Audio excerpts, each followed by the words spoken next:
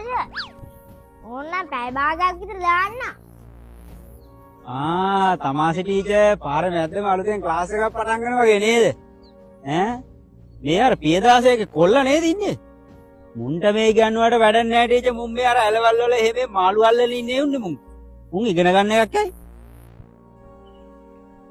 යා හොඳට ඉගෙන ගත්තේ ඉන්නනේ හරක් කරගම් කරන්නේ. මොකක්ද කියන්නේ බෝ? ඉතින් මට හුන්නා කියලා. හරි වික්ටර් මහත්තයා. ඒගොල්ලෝ කියනවා වැඩි හිතන්න එපා. හිතන්න නැතුවනේ කියන්නේ. පොඩි අයනේ. මම මෙච්චරලා හරි ඉවසුවේ මේ තමාසි බිස්සින්ද නැත්තම් මං උඹලා දෙන්නව ගහනවා ඔබනවා ඇලේ දැනගනියව හරිද? ඔයා කවුද මට? මේ මෙතන මේ මාත්‍යෝසිය තමාසි මේ තින්න නැත්තම් ඔයාවත් ගහන ඇලේ හරිද? ඒකයි මම කවුද අපිට? මුන් දෙන්නේ නැකෝ. ඒකනේ බං. වැඩි හිටියට කතා කරන්න මුන් දන්නේ. ඇත්තටම ටීචර් ඔයාලව කියලා දෙන්නද මේ වැඩි හිටියට කතා කරන්න කොහමද කියලා? ඒක නම් ඇත්ත තමයි වික්ටර් මහත්තයා. ඒ වුණත් වැඩි හිටියොත් දැනගන්න ඕනේ නේද පොඩි ළමයින්ට කතා කරන්න ඕනේ. මොකද මේ ළමයා මගෙන් ආවේ පාඩමක් අහගන්න.